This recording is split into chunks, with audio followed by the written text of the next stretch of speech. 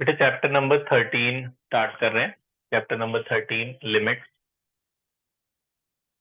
Chapter number 13 limits and derivative है वैसे इसका नाम। एनसीईआरटी में सिर्फ लिमिट से स्टार्ट किया है। इसको बेटा कैलकुलस भी कहते हैं। तो ये आपके 12th का एक स्टार्टिंग है। 12th में ये कंटिन्यू है ये टॉपिक, यानी कि कैलकुलस। तो यहाँ से हमारा कैलकुलस स्टार्ट होता है। ये मैथ्स की एक ब्रांच होती है जो हमें अप्रोक्सीमेशन समझाती है किसी चीज के को स्मॉल चेंज का ऑब्जर्व करना। किसी भी स्मॉल चेंज को ऑब्जर्व करने को हम लोग लिमिट्स कहते हैं। तो लिमिट, सबसे पहला टॉपिक है लिमिट ऑफ अ फंक्शन। पहला टॉपिक है limit of a function. Limit of a function का मतलब क्या है? लिमिट ऑफ अ फंक्शन का मतलब होता है कि अच्छा, लिमिट को शॉर्ट फॉर्म में एल टी भी लिख सकते हैं या एल आई एम से भी डिनोट करते हैं। तो ऐसे भी डिनोट कर सकते हो शॉर्ट फॉर्म में, ऐसे भी डिनोट कर सकते हो। तो जब एल टी लिखा हो या एल आई एम लिखा हो, समझ जाना लिमिट। तो जैसे अब वो बोलते हैं कि भाई limit x tends to 1 for some function x plus 5। ये एक बेसिक बात है कि जैसे एक्स की वैल्यू 1 की तरफ, इसे ऐसे पढ़ते हैं, एक्स टेंड्स टू 1, मतलब एक्स 1 की तरफ अप्रोच कर रहा है, मतलब 1 के क्लोज है। अब 1 के क्लोज का मतलब है कि भाई 0.999 भी हो सकता है और 1.01 भी हो सकता है, मतलब 1 के आसपास है। अप्रोक्सीमेटली 1 कह सकते हो आप। 0.99 को भी अप्रोक्सीमेटली आप क्या 1 ही कह सकते हो, और 1.001 को भी आप अप्रोक्सीमेटली 1 कह सकते हो, या 1.01 को भी आप अप्रोक्सीमेटली 1 कह सकते हो। तो जब तो ये पूरा क्वेश्चन इस फॉर्म में ऐसे फ्रेम होता है कि limit x tends to 1 for for x, for this function x plus 5। तो इसका मतलब क्या है? इसका मतलब ये है कि अगर हम इसमें 1 के आसपास वाली वैल्यू डालें, 1 के आसपास मतलब 1 से छोटी वैल्यू, जैसे मैंने कहा 1 से छोटी है 0.99, 0.99 अगर मैं इसमें पुट करता हूँ सपोज, तो 0.99 प्लस 5 तो कितना हुआ? 5.99। अच्छा, 1 से बड़ी वैल्यू थोड़ी डालता हूं मैं, 1 से बड़ी वैल्यू इसी सेम क्वेश्चन में डालता हूं मैं, जैसे 1.01 डालता हूं, तो ये आ गया 6.01, है ना? तो आप अगर देखो तो 5.99 भी अप्रोक्सीमेटली 6 के बराबर है, और 6.01 भी अप्रोक्सीमेटली किसके बराबर है? 6 के ही बराबर। तो मतलब कि इस इनपुट के लिए क्या आउटपुट आएगा? अगर मैं इसको 1 दूं, इनपुट एक्स की वैल्यू 1 दूं, तो मेरा आउटपुट कितना आ रहा है? मेरा आउटपुट आ रहा है 6। उसे बोलते हैं लिमिट ऑफ अ फंक्शन, कि मैंने इसमें ये इनपुट दिया तो मुझे ये आउटपुट मिला। तो इसको आप ऐसे भी कह सकते हो कि मैं डायरेक्टली 1 ही डाल दूं। तीसरा कंसेप्ट कि भैया मैं इसी क्वेश्चन को ऐसे में बोलूं कि मैं ये 0.99 ना डालूं, 1.01 ना डालूं, सीधा एक्स की वैल्यू 1 ही डाल दूं, तो 1 डालेंगे तो भी 1 प्लस 5 6 ही आएगा। तो वो कहते हैं ये सीधा वैल्यू भी आप पुट करके देख सकते हो। बस एक चीज नहीं होनी चाहिए। क्या नहीं होनी चाहिए? ध्यान से सुनना। 0/0 और 1/0 नहीं होना चाहिए। इसे इनडिटर्मिनेंट या नॉट डिफाइंड कहते हैं 1/0 को। मतलब जैसे ये तो एकदम बेसिक बात थी। दूसरा क्वेश्चन देखो, जैसे लिमिट एक्स टेंड्स टू, मान लो 3 है, मेरे पास x square minus 9 upon x minus 3, ये मेरा फंक्शन है। अगर एक्स की वैल्यू इसमें 3 डालते हो तुम, सपोज अगर मैं यहाँ 3 डाल दूं, तो 3 का स्क्वायर 9 हो जाएगा, नीचे भी एक्स है वहां भी 3 डालना पड़ेगा, तो 9 - 9 0, 3 - 3 भी 0। ये तो इन ऐसे 0/0 और 1/0 आंसर नहीं आना चाहिए। तो अगर ऐसा आ रहा है 0/0 या 1/0, इसका मतलब है आप इसमें 3 नहीं डाल सकते। तो फिर आप क्या करोगे? तो आप क्या करोगे कि भाई इसके फैक्टर्स बनाओगे, कि जो भी आपको फंक्शन दे रखा है इसके आप फैक्टर बनाओ। जैसे 9 है, 9 को क्या लिख सकते हो? 9 को आप लिख सकते हो 3 का स्क्वायर। इसके फैक्टर बनाया आपने तो ये आया a square minus b square, तो सबको पता ही होगा। A square minus b square क्या होता है, a minus b a plus b. आपने फैक्टर बनाया x minus three x plus three, नीचे भी एक्स माइनस थ्री है और यहाँ पे limit x tends to three तो है ही, तो एक्स माइनस थ्री कट गया, जो कॉमन फैक्टर था वो कट गया। अब जो एक्स की वैल्यू है वो डाल सकते हैं। जो जीरो जीरो बना रहा था वो यही था, three minus three zero zero, इसी की वजह से आ रहा था। तो पहले आप फैक्टराइज करा आपने तो कॉमन फैक्टर कट गया। जैसे ही कॉमन फैक्टर कटा, अब आप x की वैल्यू डाल दो जो बचा हुआ है, इसमें x की वैल्यू 3 रखोगे तो 3 प्लस 3, अब आपका आंसर फिक्स आ गया। अब आपका 0/0 नहीं आ रहा, तो आपका ये आंसर माना जाएगा। 0/0 और 1/0 उनका आंसर आता है जिनको लिमिट्स नहीं आता, क्योंकि वो डायरेक्ट डाल देते हैं, उनका आंसर 0/0 और 1/0 आ जाता है। तो ये रूल नंबर 1 है, आप डायरेक्ट लिमिट पुट करके देखना, अगर आपका आंसर होल नंबर में आ रहा है तो आंसर माना जाएगा। अगर आपका आंसर 0/0 और 1/0 आ रहा है तो आप उसे फैक्टर बनाओ। ए स्क्वायर माइनस बी स्क्वायर हमने बनाया, ए minus b a plus B, factorise करा, फैक्टराइज करके कॉमन फैक्टर कट गया। अब जो बचा, अब आप उसमें लिमिट की वैल्यू डाल सकते हो, डाल देना, जो आंसर आ जाएगा वही आपका फाइनल आंसर है। अच्छा, एक और बात कि जब मैं लिमिट, मैंने फैक्टर बनाया, मैंने लिमिट नहीं डाली, जैसे मैंने इसमें पहले स्टेप में ही लिमिट डाल दी, तो अगले स्टेप में मैं लिमिट नहीं लिखूंगा, ये वर्ड नहीं लिखूंगा लिमिट। लेकिन अभी मैंने इसमें दूसरे क्वेश्चन में मैंने इसके फैक्टर बनाए हैं, मैंने, तो जब मैंने फैक्टर इसके बनाए हैं तो फिर मुझे लिमिट लिमिट मैं लिमिट वाला टर्म्स ये मुझे फिर से लिखना पड़ेगा, limit x tends to three. उसके बाद जब ये फैक्टर कट गया, अब मैंने एक्स की वैल्यू पुट कर दी। जैसे ही आप एक्स की वैल्यू पुट करते हो उस स्टेप से लिमिट लिखना बंद करोगे, वरना आपको हर स्टेप में ये लिमिट वाला टर्म लिखना पड़ेगा, ये जो क्वेश्चन में दिया था। जैसे एक क्वेश्चन और देखो। तीसरा कंसेप्ट, ध्यान सुनना, जो लेट ज्वाइन हुए हैं, ये चैप्टर स्टार्ट हुआ है चैप्टर 13 लिमिट्स। ये पहला बेसिक क्वेश्चन है इसका कि लिमिट को शॉर्ट फॉर्म में LT लिखते हैं या LIM भी लिखते हैं। तो जैसे लिखा है लिमिट x टेंड्स टू 1, इसका मतलब है x की वैल्यू अप्रोक्सीमेटली 1 के इक्वल है, तो ये x की वैल्यू इसमें डाल सकते हो। जैसे x की वैल्यू मैंने 1 डाली तो 1 + 5 आ गया 6, तो ये मेरा आंसर आ गया। लेकिन दूसरा क्वेश्चन जो था लिमिट x टेंड्स टू 3, इसमें जब मैंने 3 डाला तो 9, ये 9 है, ये भी 9, 3 डालोगे 3 का स्क्वायर 9, 9 माइनस 9 0 आ गया, यहाँ भी 3 डालेंगे, ये भी 3 माइनस 3 0 आ गया। तो 0/0 और 1/0 नहीं आना चाहिए, मतलब कोशिश कर डिनोमिनेटर में 0 नहीं आना चाहिए। अगर आ रहा है तो मतलब आप पहले स्टेप में लिमिट नहीं डाल सकते। फिर आप क्या करोगे, आप इनके फैक्टराइज करोगे। इसमें मैंने फैक्टर बनाया a minus b a plus b, नीचे वाला फैक्टर भी था तो ये फैक्टर कट गया। जैसे फैक्टर कटा फिर लिमिट डाल देनी है, फिर वो जो 0/0 बना रहा था वो कट गया, फिर जो बच गया वो आंसर आ गया। तीसरी बात है, जैसे मान लो लिमिट एक्स टेंड्स टू कुछ है, जैसे मान लो ये है limit x tends to 1, x square minus 2x plus 3, ये x square minus 3x plus 2 ये है, और नीचे है x माइनस 1, ये है question. X square minus 3x plus 2, हाँ ये क्वेश्चन है। अगर आप इसमें डायरेक्ट लिमिट डाल के देखो तो ये भी 0/0 फॉर्म बन रहा है, आप करके देख लो, रफ में करके देखना है। पहले 1 रखो, 1 minus 3 plus 2, 1 minus 1 2 plus 1 3 minus 3, और 0, ऊपर भी 0 नीचे भी 0। तो 0/0 अगर बन रहा है तो इसका मतलब है आपको लिमिट नहीं डालनी। फिर आपको क्या करना है, आपको फैक्टराइज करना है, इनके फैक्टर्स बनाएंगे आप। ये जो हम कर रहे हैं ये पहला टाइप है लिमिट्स का, जिसे कहते हैं एल्जेब्रिक लिमिट्स। ये जो हम पहला वाला कर रहे हैं इसे हम कहते हैं एल्जेब्रिक लिमिट्स।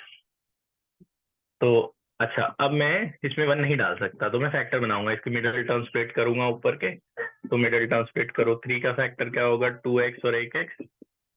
1 को क्या लिख सकते हैं, 1 स्क्वायर, तो a square minus b square हो गया a minus b a plus b, दो में कॉमन लेंगे, लिमिट x टेंड्स टू 1, इधर से x कॉमन आ रहा है x माइनस 2, यहाँ से 1 कॉमन आ रहा है x minus 2,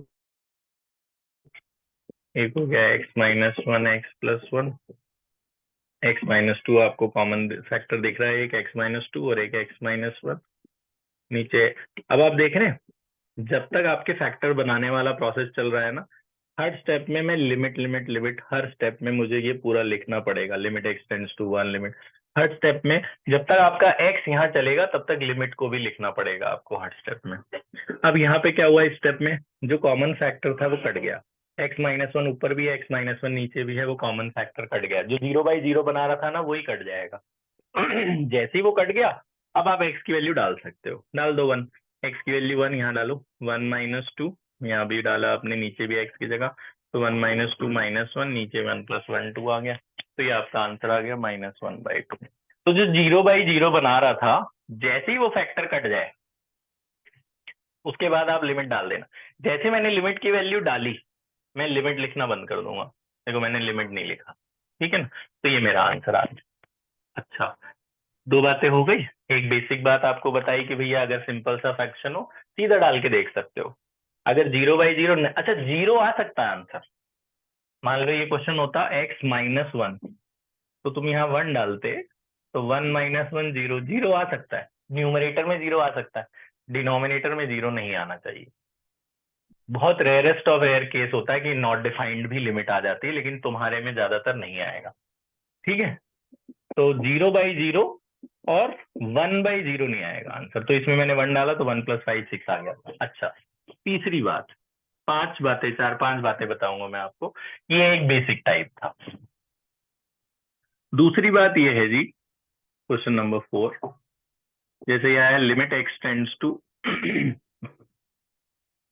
0, x+1 -1 divided by x, ये रूट वाले क्वेश्चन का क्या करना चाहिए, ये याद रखना आपसे लेकर 12th तक, 12th में भी ये लिमिट्स आपको फिर से मिलेंगे, कुछ कंसेप्ट हैं उनके अंदर।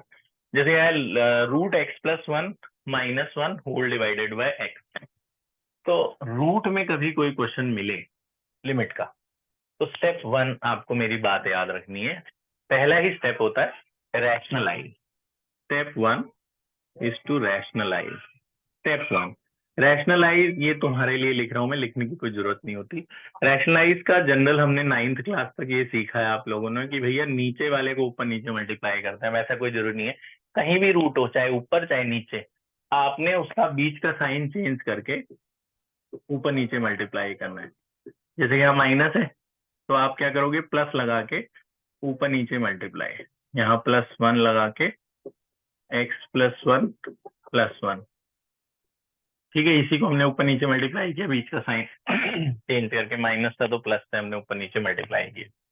अच्छा जी, इससे फिर हमें क्या फायदा हुआ, ध्यान से देखना, इससे हमें ये फायदा हुआ है अच्छा, स्टेप 1 तो इसका हमने चेक ही नहीं किया कि क्या ये 0/0 फॉर्म था, आप देख लो खुद 0/0 फॉर्म है ये, तो लिमिट तो डाल देखो, आप 0 डाल के देखो, यहाँ 0 डालोगे ये 0 हो जाएगा, क्या बचेगा 1, 1 का रूट 1 ही होता है ना, 1 - 1 0, नीचे भी 0 डालोगे 0, तो 0/0 फॉर्म है, तो 0/0 फॉर्म है, तो इसमें तो फैक्टर बन नहीं सकते, तो फैक्टर नहीं बन सकते तो आप रैशनलाइज करेंगे, तो इसको हमने ऊपर नीचे मल्टीप्लाई किया, नीचे अब ऊपर देखो आप, a - b बन रहा है, a - b क्या होता है, a² - b², और बाकी ये सारा ऐसे ही लिख देना है, सेम टू सेम, तो हो गया limit x tends to 0, a है ना, a - b a² - b² के स्क्वायर से रूट हट गया, x+1 -1, और यहाँ पे ये सारा एज इट इज रहा, 1 से 1 कट गया।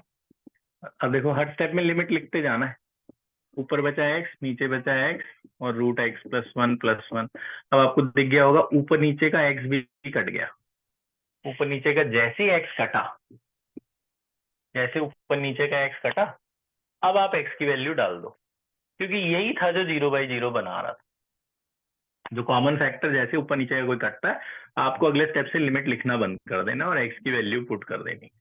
x की वैल्यू अब 0 डालेंगे तो ये पोर्शन 0 हो जाएगा, 1 + 0 1 ही बचेगा, और यहाँ पे 1, तो 1+1 आंसर आ गया 2, तो फाइनल आंसर इज 1/2। तो कहने का ये मतलब है, लिमिट का बेसिक यही है कि आपने 0/0 नहीं आना है आपका, आप उसे रैशनलाइज करो, फैक्टर करो, कुछ भी करो, कॉमन फैक्टर को काटो, जैसे ही कॉमन फैक्टर कटा उसके बाद आपका फाइनल आंसर आ जाएगा। अब एल्जेब्रिक लिमिट की एक आखिरी बात, आज की आखिरी बात है, एक फॉर्मूला, एक नया कंसेप्ट, एक फॉर्मूला है इस चैप्टर, मतलब एल्जेब्रिक लिमिट में, एकमात्र फॉर्मूला है वो ये है, limit x tends to a, x की पावर n माइनस a की power n divided by x minus a, this is equal to this n a n minus one. n a की power है n minus one, इसका मतलब क्या है, ये एक फॉर्मूला है लिमिट का। ये क्या है फॉर्मूला, ये कब अप्लाई करते हैं, देखो ये क्वेश्चन देख रहे हो आप, आपको फॉर्मूले को ध्यान रखना है, फॉर्मूले को जरा ढंग से ऑब्जर्व करो। तो जैसा ऊपर है वैसे ही नीचे, मतलब ऊपर भी x माइनस है, नीचे भी x माइनस है। ऊपर पावर है, नीचे पावर नहीं। ऊपर सेम सेम पावर है, नीचे पावर नहीं। तो कई बार ऐसा होता है, जैसे एक क्वेश्चन में करके दिखाता हूँ, जैसे आ गया कि भाई x की power, limit x tends to 2, x की power 5 minus 32 divided by x minus 2। अब अगर कोई डायरेक्ट लिमिट डाल के देखे, इसमें 2 डालेगा x की वैल्यू, तो 2 की पावर 5 32 होता है, तो 32 माइनस 32 जीरो आ जाएगा। और नीचे भी 2 डालेगा वो भी जीरो, तो ये 0/0 फॉर्म है। तो अब इतनी बड़ी पावर का तो तुम फैक्टर भी नहीं बना सकते। यहाँ तो चलो 2 पावर थी, तो a minus b, a plus b बन गया, तो कट गया। अब पावर 5 आ गई, 15 आ गई, 13 आ गई, 97 आ गई, ऑड नंबर की पावर आ गई गंदी गंदी, तो उसके तो तुम फैक्टर भी नहीं बना सकते। तो उस केस में ये इस्तेमाल होता है फॉर्मूला, कि भैया ये जो 32 है, ये भी 2 की पावर 5 है। अब आप देखोगे कि ये क्वेश्चन इस फॉर्मूले से मैच कर रहा है, देखो बिल्कुल सेम एलएचएस से मैच कर रहा है। X minus a, x minus a, x minus two, x minus two, पूरा फॉर्मूले से मैच कर रहा है। तो अगर ये फॉर्मूले से मैच करता है, तो आप सीधा एक लाइन में इसका आंसर लिख सकते हो। ये 1 मार्क में इस्तेमाल होता है, 2 में भी इस्तेमाल होगा, पहले 1 मार्क का देखो। तो वो कहते हैं इनको कोई फैक्टर वैक्टर बनाने की जरूरत नहीं है, इसका सीधा आंसर ये होता है। क्या आंसर होता है, n a n minus one.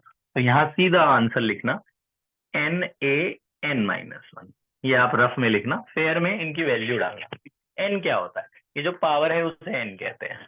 हमारे पावर है 5, तो एन की जगह डाल देना है 5। ए क्या होता है, ये जो नंबर है, जैसे ए हमारा 2 है, एन माइनस वन यानी 5 माइनस वन। तो 2 की पावर 5 माइनस 1 क्या होता है, 4।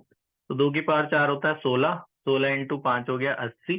तो इसका आंसर आ गया आपका 80। तो x की पावर 5 माइनस 2 की power 5 divide by x minus 2, तो इसका आंसर आ गया 16 इंटू 5 80। क्या फॉर्मूला लगाना है, n a n minus one, n की जगह 5 डाल देना है ए आपका 2 ही रहेगा, और ऊपर भी एन की जगह आपने 5 डाल देना है। ठीक है, तो सॉल्व करके सीधा आंसर आएगा। अब ये वाला क्वेश्चन देख रहे हैं आप, जिसके हमने फैक्टर बनाए थे, फिर एक कॉमन फैक्टर कटा था, फिर कटने के बाद जो आया था हमने लिमिट डाल दी। इस क्वेश्चन को भी इस फॉर्मूले से करेंगे, तो हमें फैक्टर नहीं बनाना पड़ेगा, सीधा एक लाइन में आंसर। यही फॉर्मूला लगाओ, फॉर्मूला क्या है, n a n minus one. तो फॉर्मूला याद हो गया, n a n minus one. तो एन क्या है, एन है आपका पावर यानी कि 2, फिर इंटू ए, एन की जगह मैंने यहाँ 2 डाल दिया, फिर ए आपका ये नंबर है 3, और उसकी पावर है n माइनस वन यानी कि 2 माइनस वन। 2 माइनस वन 1 हो गया, 3 2 जा कितना हुआ 6, तो भी आंसर 6 आया था आपके, उस फॉर्मूले से भी 6 आ गया, है ना। n की जगह मैंने यहाँ 2 डाल दिया, a की जगह 3, तो 2 इंटू 3 6, ऊपर तो 2 माइनस वन 1 ही हो गया, तो 2 इंटू 3 6, है ना। तो फॉर्मूले से करेंगे तो भी वही आंसर आएगा, फैक्टर से करोगे तो भी वही आएगा। तो आप ये तभी लगाना है, लेकिन सब में लगता भी नहीं है। लगता तभी है जब ऐसा हो क्वेश्चन, इस तरह से दिखे कि ऊपर पावर होगी नीचे पावर नहीं होगी। ठीक है जी, एक बात होगी। इस फॉर्मूले की 2-3 बातें बता रहा हूं मैं आपको, उसके बाद हम इसे खत्म करेंगे, ध्यान सुनना। अगली बात है कि कई कई बार ऐसा होता है कि कंफ्यूज करने के लिए ऐसे दे देते हैं, जैसे limit x tends to a, x की power m minus x, a की पावर एन, ए की power m divide by x की पावर एन माइनस ए की पावर एन। ये है क्वेश्चन, एक्स की पावर एम माइनस ए की power m divide by x की power n minus upon x की पावर एन माइनस ए की power N. ठीक है, अब कहने को तो ये फॉर्मूले जैसा है, लेकिन है नहीं पूरी तरह से। देखो ऊपर पावर होती है, लेकिन नीचे तो पावर होती नहीं है। ऊपर एक्स माइनस ए की पावर होती है अलग अलग एन, नीचे तो x माइनस ए बिना पावर के होता है। तो आप पहले इस क्वेश्चन को इस जैसा बनाओगे। यहाँ पे ऊपर भी पावर है, नीचे भी पावर है, तो हम क्या करेंगे, हम इसको इस जैसा बनाएंगे। कैसे? x की पावर m माइनस ए की पावर m अलग कर देंगे और ये अलग कर देंगे। अब हम लिमिट्स में ये चीजें सीखनी है आपको, ये जो मैं अब बताने जा रहा हूँ, कि आपको क्वेश्चन को फॉर्मूले जैसा बनाने की आदत डालनी है। कि मैंने ना ये अलग कर दिया, क्यों? क्योंकि इसके नीचे तो बिना पावर वाला होना चाहिए ना, एक्स माइनस है, तो बिना पावर वाला तो था नहीं मेरे पास, तो मैंने खुद लाना है अपनी मर्जी से। जैसे कोई क्वेश्चन है मेरा एक्स, मैं इसमें 2 × 2 डिवाइड तो कर ही सकता हूँ, रहेगा तो एक्स ही, 2 से 2 तो कट ही जाएगा ना। तो वही चीज यहाँ भी करनी है। इसके नीचे एक्स माइनस ए होना चाहिए, नहीं है, तो मैं क्या करूंगा कि भाई एक्स माइनस ए से डिवाइड, एक्स माइनस ए से मल्टीप्लाई। मैंने दोनों के नीचे एक्स माइनस ए लगा दिए, ये तो कट ही जाएंगे ना वैसे भी, तो मुझे फायदा हो गया। मुझे क्या फायदा हो गया? ये भी फॉर्मूला बन गया, ये भी फॉर्मूला बन गया, इस फॉर्मेट पे बन गया ना, ये नीचे वाला भी इस फॉर्मेट पे बन गया। तो दो बार फॉर्मूले लगा दूंगा मैं, एक बार इसके लिए, एक बार इसके लिए, यही फॉर्मूला 2 बार लग जाएगा, एक बार न्यूमरेटर के लिए, एक बार डिनोमिनेटर के लिए। तो फॉर्मूला क्या होता है? NaN-1। ऊपर जो n है वो पावर है m, तो ऊपर वाले के लिए, इस पूरे के लिए बना, n की जगह m लिखूंगा ना मैं, यहाँ पावर m है, तो MaM-1, Ma की पावर m-1, ये ऊपर वाले के लिए बना, और नीचे वाले के लिए क्या बना? Na की पावर n-1, नीचे वाले इस पूरे को हटाकर Na की पावर n-1। तो वैसे तो ये आंसर आ गया, लेकिन थोड़ा वो कहते हैं सिंप्लीफाइड फॉर्म में आंसर लिखो, तो m/n ऐसे ही रहने दो, ये बेस सेम है, पावर माइनस हो जाएगी तो 1 से 1 कट जाएगा, तो m-n आ जाएगा। एक ही बार लिखना है बेस सेम है, तो उसकी पावर से इसकी पावर को हमने सब्ट्रैक्ट कर दिया, तो this power minus this power, तो 1 1 सब्ट्रैक्ट हो जाएगा, m-n। तो ये मेरा फाइनल आंसर। अब लास्ट क्वेश्चन अलजेब्रिक लिमिट का, इस फॉर्मूले पे बेस्ड आखिरी क्वेश्चन, ध्यान से सुनना। आखिरी क्वेश्चन, अच्छा कई बार होता है कि ना ये जैसे ने बोला फाइंड के इफ